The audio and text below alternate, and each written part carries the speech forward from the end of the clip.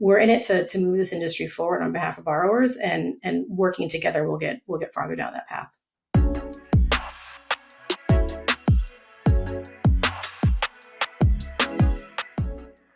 Welcome to Powerhouse, where I interview the biggest names in housing and ask them about their strategy for growth. My name is Diego Sanchez, president of HousingWire, and I'm joined today by a special guest, Jesse Decker, the new Chief Customer Officer at Poly. Jesse, welcome to Powerhouse. Diego, thank you so much for having me. I've looked at a number of these podcasts and been following along, and I'm just stoked to be here. You've got quite an impressive list of folks. I hope I can measure up and have this be a fun convo. Yeah, this is going to be a great conversation. And by the way, congratulations on your new role. I think it's pretty fresh right now. Yeah, thank you. I am on, I don't know, maybe day 2.5, something like that. Day 2.5. So I'm catching you really, really fresh. What attracted you to this role, and which aspects of the role are you most excited about? Yeah, great question. I mean, I thought long and hard about making the switch from my prior employer to this one, and there's a couple of key drivers for me.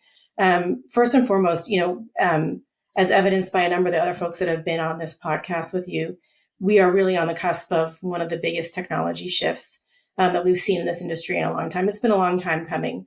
I'm relatively new to the mortgage industry. I've been in mortgage now for less than 10 years, maybe somewhere around 9 to 10 years. And I know that there are folks that have been in this industry for their entire careers for quite a long time. But what has struck me is how deserving this industry is of better technology and how lacking it has been in terms of what's been available. So, I think as we've seen from a number of the acquisitions and the mergers that are happening in the space, a number of them driven in large part by interest in technology and the efficiencies that technology can provide, that we're really at a place where there is awesome technology and modern tech that's able to be efficient and move at speed, that provides lenders and the consumers at the end of the transaction with a better experience and more profitability. And so it was really important for me to continue to contribute to technology companies that are really moving the needle in this space, addressing the real problems that we've seen our customers have, and when they can address them, things are better for the consumers. So that was the main driver for me, wanting to continue to contribute to that trajectory for this industry. And the second thing is just, I'm running customer success. How technology companies engage with customers is really important to me. I think it is a key differentiator in terms of whether technology companies are successful, A, and B, the extent to which our customers can be the best versions of themselves as they go to market and seek to provide services to borrowers and to consumers. This company, Poly, has been doing an awesome job on that front. I'm just excited to join the team and help move the ball down the field. Yeah, Poly has been acquiring customers at a pretty good clip over the past couple of years. How does your background tie into this role of not just being the chief customer officer for Poly, but it's an expanding customer base right now? Yeah, sure. So just a little bit by way of background, which it may be less interesting to some folks, but so I'll go over it relatively quickly. I spent the early parts of my career in consulting, doing mostly technology transformation and strategy work related to technology, working for public sector, private sector, some nonprofits, but really around the intersection of how can companies move from where they are today to where they want to be and make sure that they have the right tech stack and the right tech approaches in place to enable that growth. So I did this from the other side of the table for many, many years, helping my clients choose providers and then manage those providers to get the most out of them and the most out of that relationship. And now for the last 9 to 10 years, I've been on the other side of the table, this side of the table as a provider, leading the teams that are doing their best to make sure that as vendors and as vendor partners, we provide the services that our customers were super excited about during the sales process and then need to see the value post-sale that they thought that they were getting. So, having been on the other side of the table, I'm well aware of what it looks like to be a high quality provider of services and what it looks like to not be one of those. My goal here and what I've done over the last number of iterations in my career is build the teams and the underlying processes, which are not the sexy parts of building a technology company, but putting the teams in place that enable us to deliver successfully for our customers and meet their needs and objectives. And it's not always an easy role. That's not always easy and fun conversations. But my role and my team's role is really to make sure that our customers' voices are heard and amplified within the company, within Poly in this instance, so that we can continue to roll out the products and features that are going to best move the needle for our customers. Why do you think this customer base, this expanding customer base, is choosing policy over some of the other legacy systems out there? Yeah, I think, I started to say this a little bit in the beginning of this podcast. There has not been a lot of options for buyers in the space, right? This is true on the origination side, certainly true on the servicing side. There's a lot of legacy tech in this industry. Technology that in many cases works pretty well, designed for a time when there wasn't the same level of regulatory, requirements. And the pace of innovation was not as fast as it needs to be now. So I think you're seeing a lot of interest in Poly from the market simply because it's a highly configurable product. It's really easy to meet your business needs and configure your workflow compared to some of our competitors. And frankly, this is what the industry needs, right? I've always been one to. I think it's interesting to compare yourself to your competitors, but what's more interesting is to think about what it is your customers need to be successful and what their business strategy looks like and the extent to which your product enables them to get there. So I think we've experienced significant growth at Poly. And if you look at the pipe, which is one of the things I asked about when I was interviewing here and having the initial conversations, we are innovating very quickly, right? We release relatively quickly, especially for some large technology companies release major releases a few times a year. We are releasing much, much, much more frequently than that. And we're releasing features, right? Core features more frequently than that. So, we're innovating very quickly. We're purposely building in innovative and automated workflows that allow our buyers to use the tool and configure it to meet their strategic objectives in the way that they want to use the tool. There's also, an AI is a bit of an overused word and an underused word. People, sometimes I feel like they're sprinkling AI on top of their technology or putting it on like a condiment. We're really building it into the platform and have been. And it's just critical. It's the thing that's going to set us apart from a success standpoint and by extension, our customers as well. So sometimes technology companies, it seems like they're innovating for innovation's sake, as opposed to responding to actual customer needs.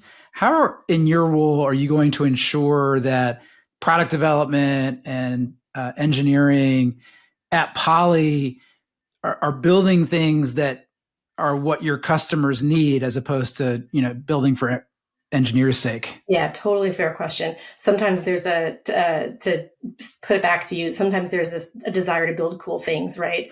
And, the market will figure out how cool it is and will buy it. That doesn't make any sense from building a company perspective. Our customers know their business better than we do, for sure, right? We need to understand their business. We understand how to build technologies together in partnership. If we are listening to our customers and deeply listening, right? Not just one ear listening while we're trying to figure out how to build the next thing. If we are deeply listening to our customers, we will roll out features and capabilities and products that they find value in.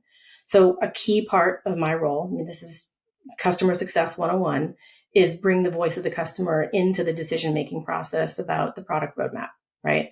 There's a variety of ways that we can do that. We need to bring all voices from the customer into that roadmap decision-making process. So executives may have one view from our customer base. The executives have one view. The folks that are the operators on the ground working in the tool, manufacturing loans, will have a different view. And it's really important to listen to both and understand how our tools are used to further their business process. In that dialogue also needs to be proactive, not just reactive, right? Definitely seen technology companies where, you just wait until the customer tells you what they want and then you go build the thing. And that doesn't work either, right? It's really the key to this is a partnership, and the customer centricity aspect of all that we do will make us successful, is my view. Now, Jesse, you've been in roles like this before where you've been leading customer success, client success at a mortgage technology company. How do you think Poly's approach to customer relationships is different from the traditional vendor-lender relationship? Yeah, that's a great question. I mean, it's radically different, right? Gone are the days of lenders choosing a vendor and just pounding on them to deliver and having to pound on them to deliver. Our approach is really one of partnership. We are changing how lenders interact with their tech vendors. We're asking our partners from our customer standpoint to hold us accountable, to push us further, right? To work together to transform the space. It's really easy, I think, for technology companies to have great ideas that customers may or may not think are as great. And sometimes it's entirely true that customers have ideas about technology that are maybe not realistic, right? But together we bring different viewpoints to solve the same problem, right? Or to meet the same goal, which is to have our customers be as effective and efficient as possible. And that sense of customer centricity has and always will be a core part of Poly's culture. It's one of the things that attracted me to the company, frankly.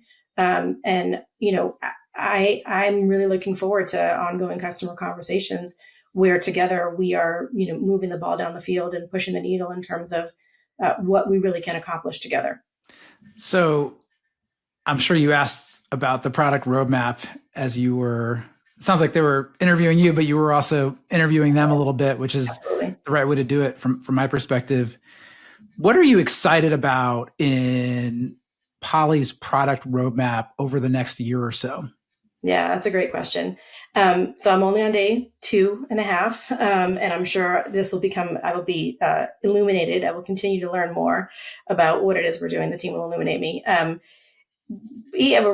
what I've been able to see, we have a ridiculously innovative and game-changing roadmap.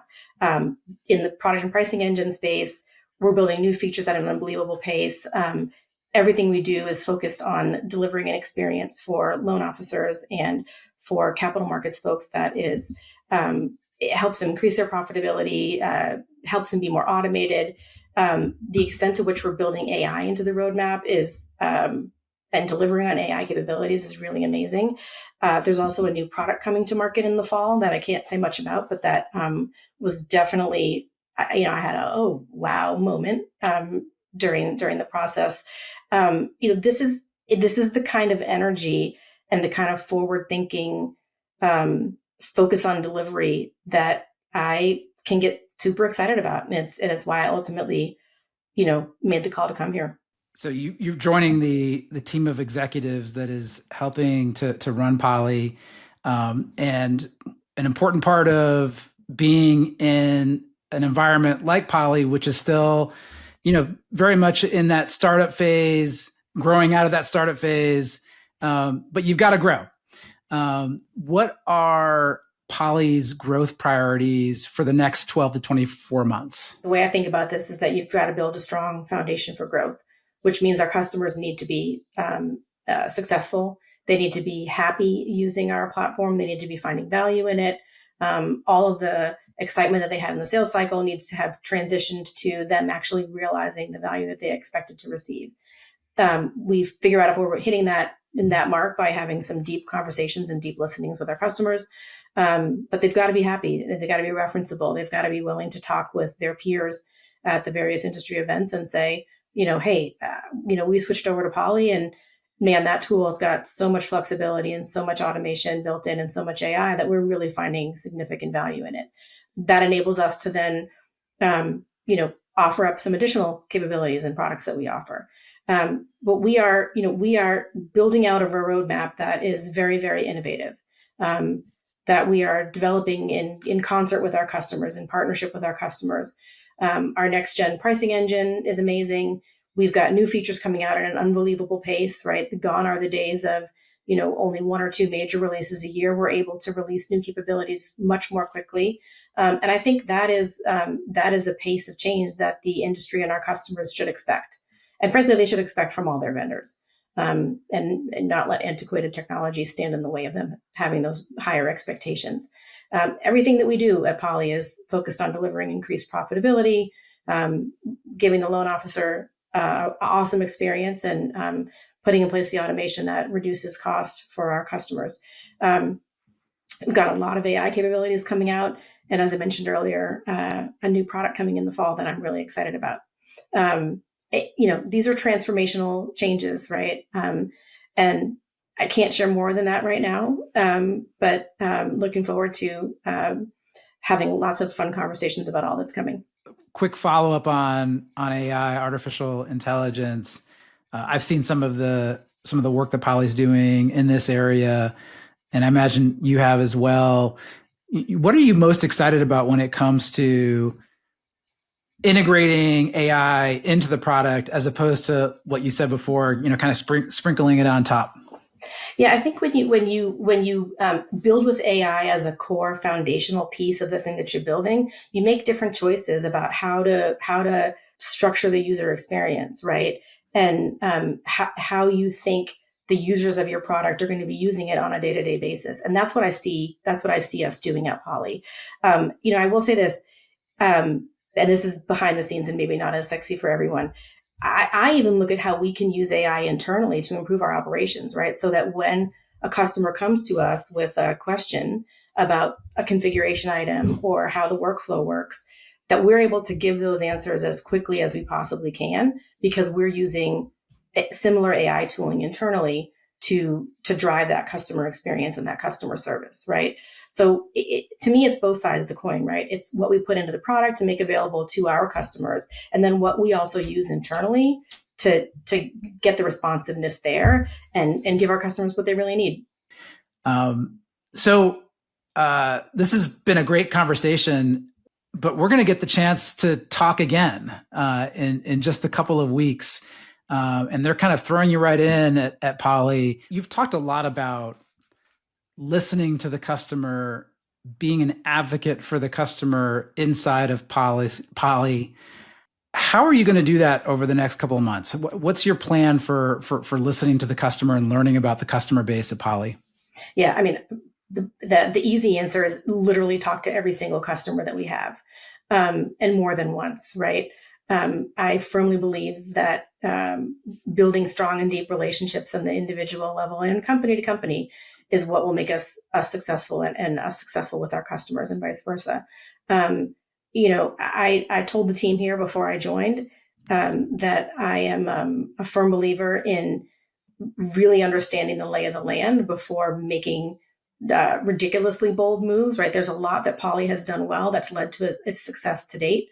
There's a lot that, obviously in technology, there's always places to improve. I think I've said that, right?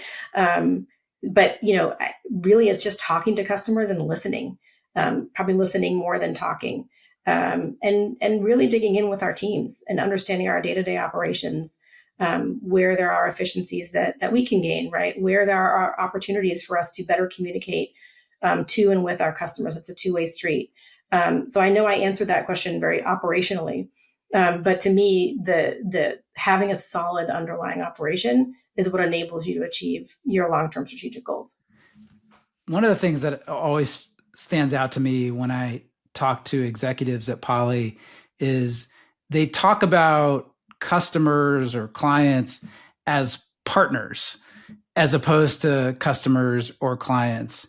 What do you think about that as somebody who has run client success teams in the past? Yeah, it's a good question. I mean, sometimes these terms are thrown around and they're overused, and they're broad enough that you can ascribe any sorts of qualities to them that you want. But for me, one of the pieces that I dug in pretty deep during our early conversations with Poly is, okay, what does it mean to be a true partner to your customer?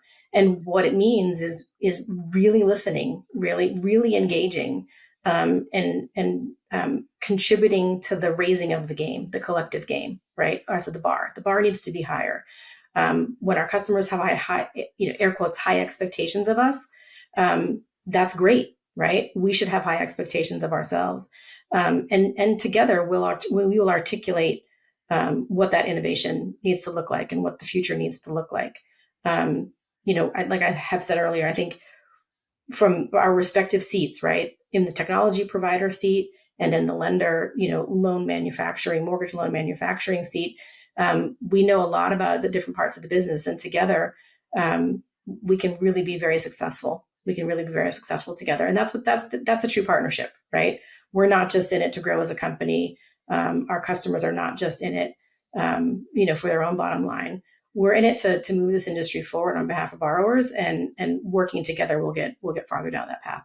We've got MBA secondary coming up in a very short amount of time. How are you preparing your team and yourself for a pretty important conference coming up? Yeah, absolutely. Well, we're excited to be at MBA Secondary. I'm stoked to sit down with you and see you in person and not be little boxes on a screen. We are hot and heavy in terms of prep for MBA Secondary, right? We've got an awesome function. We've got a number of meetings set up. I personally, as I have said a couple of times now, I'm on day 2, right? So key for me is just really understanding our product set, our customers, what their concerns are, what's working really well for them, what their business needs are. I expect to meet as many customers and talk to as many customers as I possibly can in the lead up to MBA. One thing that has I found to be true in every role that I've had is the extent to which relationships really matter.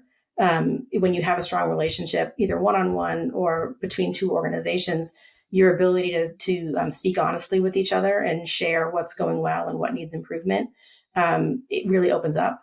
And so my goal is to build as many relationships as possible as I can with our customers. And at the same time, understand what my teammates on the ground at Poly are doing, right? What kind of help they need. I look at leadership as an unblocker, right? I'm an unblocker. I'm here to put my shoulder in and help push the boulder up the hill if that's what's required. But it's about moving blockages out of the way and helping us be successful. I love that. And I think we'll end it there. And again, I'll get to talk to you again in just a couple of weeks and ask you how the unblocking is going. Yeah, I'm looking forward to it. And hopefully I will have made a ton of progress between now and then. All right. Thanks so much, Jesse. Thanks, Diego. Take care.